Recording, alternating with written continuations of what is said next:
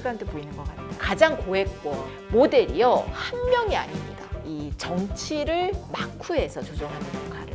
안녕하세요. 현장을 뛰는 지리학자 김희재입니다. 돈으로 배우는 동남아, 돈이 되는 동남아. 자, 돈남아 스토리 본격적으로 시작하려고 하는데요. 돈에 대해서 우리가 좀 생각을 해봐야 될 것 같습니다. 그 화폐에 그 나라를 이해하는 아주 중요한 코드가 들어있거든요. 이걸 어떻게 읽어내는지 여러 나라 돈으로 좀 워밍업을 해보도록 하겠습니다. 그 세계를 지배하는 경제 대국 미국에 한번 우리가 돈을 생각해 볼까요, 여러분? 미국의 돈에 나오는 인물들을 한번 생각해 보니까 미국 사람들이 어떤 것을 중시하는지가 딱 느껴지지 않습니까? 미국은요, 대통령제잖아요. 대통령이 이 돈에 많이 나와요. 그래서 1달러의 초대 대통령 조지 워싱턴, 2달러의 토마스 제퍼슨, 그죠? 독립선언서를 쓴 존경받는 지도자죠. 그리고 그가 또 지도를 되게 잘 그렸던 사람이기도 해요. 그 다음이 5달러가 통합의 아이콘 링컨. 자, 10달러가 알렉산더 해밀턴이라는 그 초대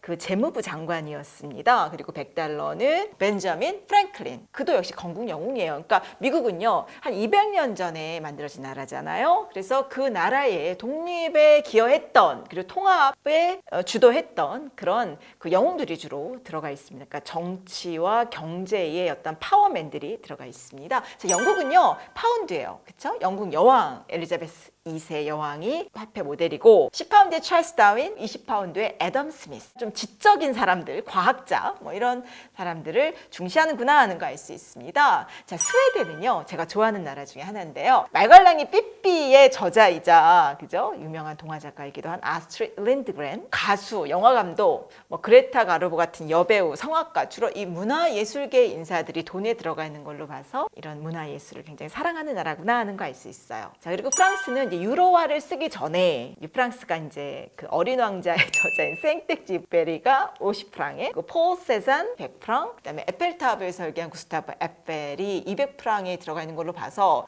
프랑스는 약간 문화, 예술, 건축 이런 거 중시하는 나라구나 하는 거 알 수 있죠. 멕시코는요, 이 프리다 칼로라는 여성 화가가 이 지폐 모델입니다. 그리고 좀 특별했던 게, 저는 지도를 중시하고 항상 지구본을 강조하니까요. 전 대만이 이제 특별했어요. 그래서 제 지도력 책이 대만에서 출간돼요. 이 대만의 500달러, 이게 그 초등학교 야구부 애들이고요. 특히 이 1000 달러를 제가 가장 좋아하는데요. 이 초등학교 어린이들이 모여가지고 이게 지구본을 보는 그런 모습이 담겨 있어요. 2000달러에는 또 위성기술. 대만 돈을 보면 정말 지도력 강국이구나, 지리교육 잘 시키는구나 이런 생각이 듭니다. 작은 나라인데 반도체 잘 만들어서 우리나라와 더불어서 미국이 굉장히 중시하는 경제 기술 동맹이 됐잖아요.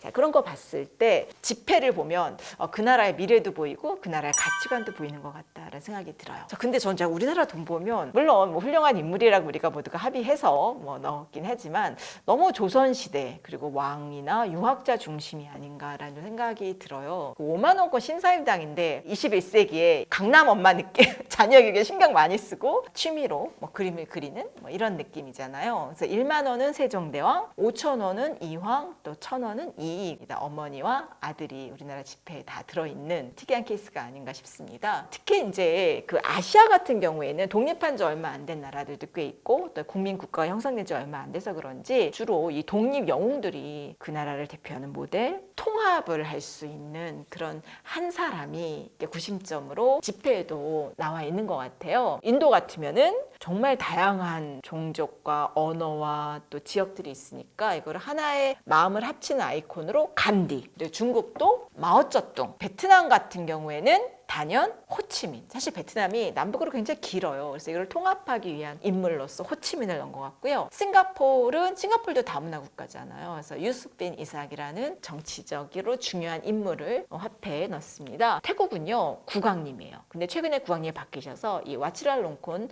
새로운 국왕이 화폐 모델입니다. 동남아, 특히 아시아에서도 저는 인도네시아가 정말 특이하다, 재밌다라는 생각했거든요. 인도네시아 돈에 담긴 비밀을 잘 파헤치려면 저는 항상 옆에 지도를 두고 봐요. 인도네시아는 지도와 함께 봐야 제대로 그 화폐를 읽어낼 수 있고, 이 인도네시아 돈 중에서 가장 비싼 돈, 가장 고액권의 모델이요, 한 명이 아닙니다. 예를 들어 베트남은 호치민, 그죠? 태국은 국왕님 이렇게 딱 정해져 있는데 여기는 고액권에 2명이에요. 그 인도네시아 독립에 기여한 두 영웅이 누구냐 했을 때 바로 수카르노 그리고 하타 이 두 사람이고 이 두 사람은 각각 자바와 또 자바가 아닌 다른 섬을 대변하는 입장이라고 할 수 있겠습니다. 나중에 설명도 드리겠지만 저는 이 하타에게 좀 더 여러분들이 관심을 가지시면 좋을 것 같아요. 왜냐하면 이 인도네시아를 소리 없이 움직이는 종족을 대표하거든요.